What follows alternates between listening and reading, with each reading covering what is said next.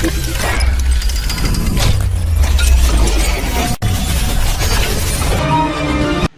दोस्तों, फिर एक बार स्वागत करते हैं आपका विदर्भ सम्राट न्यूज़ चैनल में। हमारे साथ में है राजनीतिक विशेषज्ञ तथा विदर्भ नेता श्री छैल बिराजी अग्रवाल। सर, आपका विदर्भ सम्राट न्यूज़ चैनल में हार्दिक स्वागत। बहुत बहुत धन्यवाद।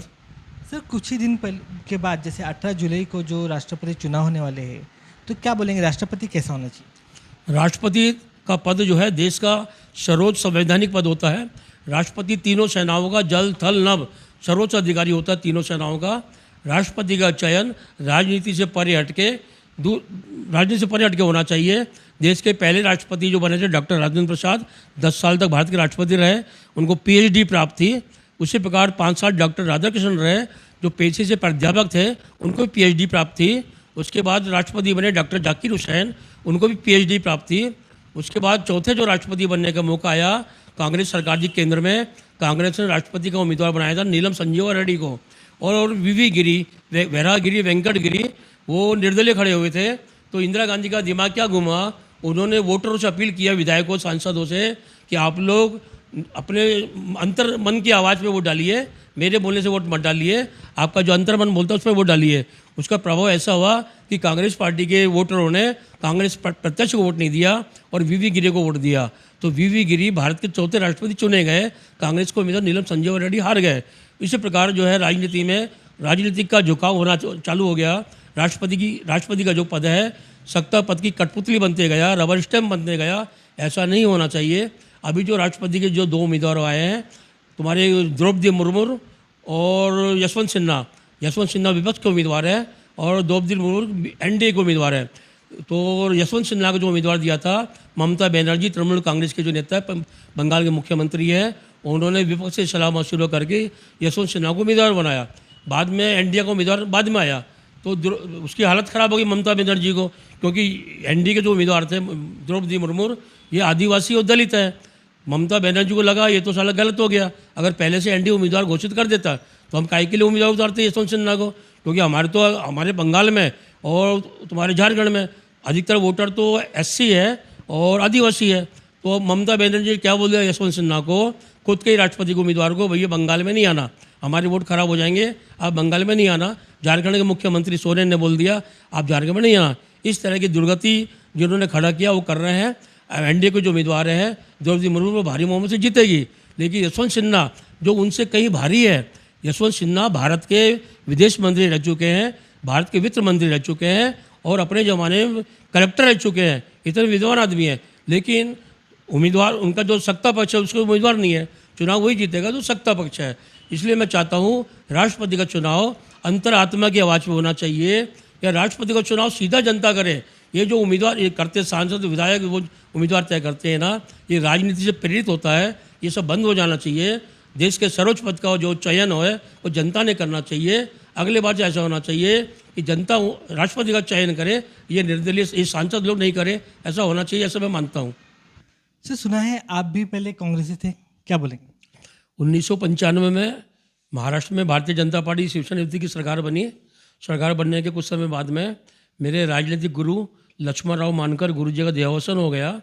उसके बाद में अपने आप को अनाथ समझने लगा, मेरा कोई गॉडफादर बीजेपी में नहीं बचा। तो मेरे बड़े भाई के समान डॉक्टर शिव कुमार जी जायसवाल उस समय विभाजित भंडारा जिला कांग्रेस के अध्यक्ष थे, उनसे प्रभावित होकर मैंने कांग्रेस ज्वाइन कर लिया था। तत्कालीन कांग्रेस प्रदेश अध्यक्ष श्री रंजीत बाबू देशमुख गोंदिया आए थे, मेरा सत्कार किया उन्होंने, मुझे कांग्रेस में शामिल किया। मैं कुछ समय कांग्रेस में रहा, लेकिन मुझे कांग्रेस संस्कृति नहीं पटी, क्योंकि मैं बचपन से जनसंघी विचारधारा का रहा हूँ। तो कुछ समय बाद मैं कांग्रेस से निकल गया। उसका मुझे कांग्रेस में जाने का प्रायश्चित होता है, क्योंकि मेरे संस्कार नहीं है कांग्रेस के। मैं क्या जनसंघ प्रवृत्ति का आदमी हूँ, जनसंघी आदमी हूँ, इसलिए मैं गया और कुछ समय बाद निकल गया। अगर भविष्य में आपको कोई पार्टी ज्वाइन करने की मतलब इच्छा हुई तो आप कौन सी पार्टी ज्वाइन? मैं खुद एक पार्टी हूँ और मेरा नाम एक पद है, क्योंकि सभी पार्टियों में जो पद होते हैं सैकड़ों होते हैं, 50 होते हैं, मेरा जो नाम है ये लाखों में एक है। और खुद मैं एक पार्टी हूँ और मैं सभी जगह लोकप्रिय हूँ, गोंदिया जिला, भंडारा जिला, नागपुर जिला, मुझे कोई पार्टी में जाने की जरूरत नहीं है, मैं खुद एक पार्टी हूँ। सर, अभी भविष्य में जो विदर्भ आंदोलन का जो विषय है आप लेके आपने बहुत सारे इसके आंदोलन भी किए हैं, क्या इसको और भी आगे आप बढ़ाना चाहेंगे? जामूदराव जी धोटे के बाद में विदर्भ आंदोलन के लिए कोई ऐसा तेज नेता नहीं मिला, ईमानदार नेता नहीं मिला जिसकी एक आवाज़ में हज़ारों लोग जमा हो जावे। अभी जब भी इन विदर्भ का आंदोलन होता है तो लोग आते हैं, चमकते हैं, कोई ना कोई पद लेके भाग जाते हैं। दूसरा, आंदोलन के लिए बहुत रुपया लगता है। महात्मा गांधी ने आंदोलन किया था तो उनके साथ जमनालाल लाल बजाज जो कि अग्रवाल थे वो खड़े थे, पैसे की कोई कमी नहीं थी जब आंदोलन सफल हुआ आज़ादी का। लेकिन विदर्भ का आंदोलन इसलिए सफल नहीं हो रहा है क्योंकि लाखों रुपया लगता है आंदोलन के लिए। रुपया कहाँ से लाएंगे भाई? मैं तो मध्यम श्रेणी आदमी हूँ, और भी जो है वामन राव चट्टप है, राम नेवले जी है जो गुजर गए बेचारे, वो भी मध्यम श्रेणी थे। तुम्हारे एमएलए थे वामन राव चट्टप, उनका जो पेंशन आता था उससे अपना आंदोलन चलाते थे। लेकिन आंदोलन चलाने के लिए भरपूर मात्रा में पैसा लगता है। जब तक विदर्भ के जो उद्योगपति है, जो धनाढ़ लोग हैं, जब तक वो अपनी तिजोरी नहीं खोलेंगे और विदर्भ के प्रति समर्पित लोग आगे नहीं आएंगे, जब तक लोगों के दिल में आग नहीं लगेगी कि विदर्भ के लिए कि हमारा धुआं हो रहा है, जब तक विदर्भ का आंदोलन सफल नहीं होता। तेलंगाना का जो आंदोलन सफल हुआ, तेलंगाना की जनता के दिल में आग लगी थी तो आंदोलन सफल हुआ। यहाँ तो हम जिससे बात करते हैं, भैया तुमको विदर्भ आंदोलन आना है हमारे साथ, तो बोलते हैं मुझे क्या मिलेगा? अरे हम तुझे क्या देंगे यार, हम तो अपना घर फूक के तमाशा देख रहे हैं। तो इस टाइप की यहाँ के लोगों की मानसिकता है। लोग जुड़ना नहीं चाहते, सब पहले बोलते हैं मेरा क्या होगा, मुझे क्या मिलेगा।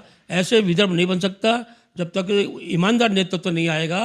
और जितने भी विदर्भवादी है जो खंड खंड बटे हुए हैं, 5 आदमी जमा होते हैं, अपना विदर्भ आंदोलन बना लेते हैं।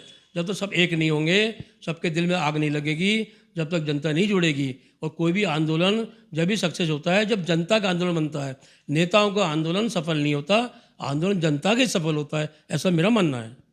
सर, फिलहाल गोंदिया में जो बैनर की बड़ी चर्चा चल रही है, अभी यहाँ पे नेहरू चौक में बहुत बड़ा बैनर लगा हुआ है।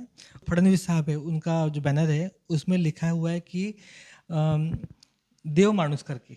उसमें ना बीजेपी का सिंबल है, ना श्री नरेंद्र मोदी जी की फ़ोटो है, सिर्फ एक ही फ़ोटो है जो हमारे उप मुख्यमंत्री है उनकी फ़ोटो है। आप क्या बोलेंगे उस बारे में? मैंने 2-4 बैनर देखा हूँ गोंदिया में, उसमें विनोद अग्रवाल के हैं, उसमें सीएम की फ़ोटो है और डिप्टी सीएम की फ़ोटो है, विनोद अग्रवाल जो एमएलए उनकी। और प्रणब फुके जी का देखा हूँ, उनमें देव मानुस का देखा हूँ मैंने। ऐसा लगता है कि गोंदिया जिला भारतीय जनता पार्टी को ये सरकार बनने से कोई खुशी नहीं है, नर्वस है भारतीय जनता पार्टी, किसी को उत्साह नहीं है। ऐसा नहीं होना चाहिए भाई, भले डिप्टी सीएम बने हो लेकिन रणनीति के तहत बने हैं तो भारतीय जनता पार्टी को उनका स्वागत करना चाहिए ताकि कार्यकर्ता का भी मनोबल बढ़े और जनता को ऐसा नहीं लगे कि भैया सिर्फ विनोद अग्रवाल के डिप्टी सीएम है क्या, कि सिर्फ प्रणब फुके के डिप्टी सीएम है क्या। इस टाइप का नहीं होना चाहिए, एकाधिकार नहीं होना चाहिए कोई भी नेता का। भारतीय जनता पार्टी में कांग्रेस प्रवृत्ति नहीं है कि जैसे गांधी परिवार का एका है, ऐसा नहीं है। यहाँ सभी नेता है, नितिन गडकरी जी भी है, देवेंद्र फडणवीस भी है, सभी नेता है। यहाँ पे सभी की होर्डिंग लगाना था और सभी को शुभकामना देना था पेपर में, ऐसा नहीं हुआ है, ये बहुत मुझे खेद है। सिर्फ विदर्भ में बहुत सारे नेता आए और गए, लेकिन ऐसे कौन से नेता है जो आपको बहुत पसंद है? आप क्या बोलेंगे?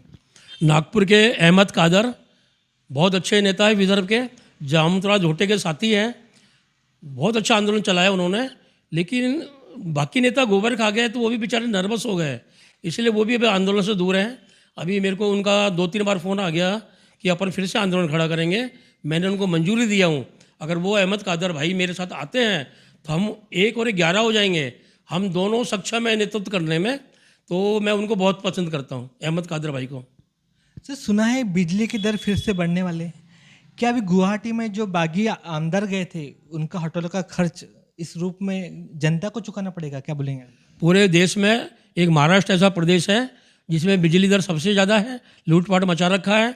विदर्भ में बिजली इतनी पैदा होती है, खापरखेड़ा, चंदपुर, तापघर, इतनी बिजली पैदा होती है। विदर्भ की बिजली से पूरा महाराष्ट्र जगमगा रहा है।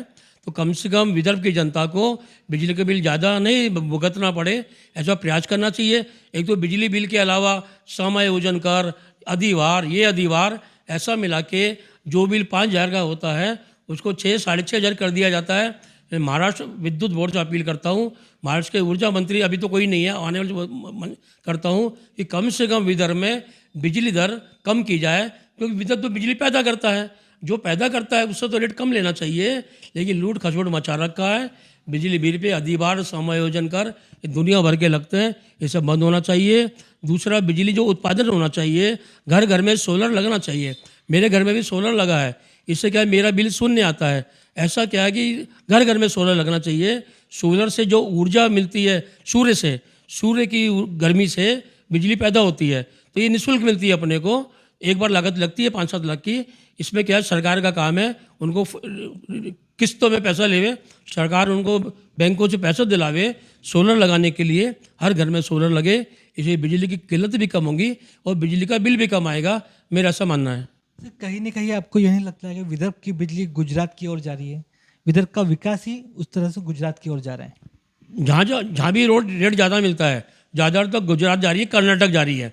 बिजली विभाग का कहना है हमको जो रेट ज़्यादा देगा हम उसको बिजली देंगे। तो जैसे अडानी का यहाँ पर है, अडानी की बिजली तिरोड़ा में होता है ना, यहाँ से धुआं मिलता है तिरोड़ा के लोगों को, विदर्भ के लोगों को अडानी के बिजली घर का सिर्फ धुआं मिलता है, बाकी बिजली इनकी कर्नाटक जाती है। तो अडानी से कुछ नेताओं ने बात किया तो बोले भैया हमको जो रेट ज़्यादा देगा हम उसको बिजली देंगे। तो कर्नाटक जा रही है, गुजरात जा रही है अडानी की बिजली। ऐसा नहीं होना चाहिए, यहाँ की बिजली यही मिलना चाहिए। ऐसा सरकार को एक नियम बनाना चाहिए। धन्यवाद सर। आज बहुत सारे मुद्दे पे हमारी चर्चा हुई। आपको हमारे मुद्दे कैसे लगे, आप हमें कमेंट करके ज़रूर बताइए। अगर सही में आपको हमारे ये एपिसोड अच्छे लग रहे हैं तो लाइक कमेंट्स करना नहीं भूले और शेयर ज़रूर करिए।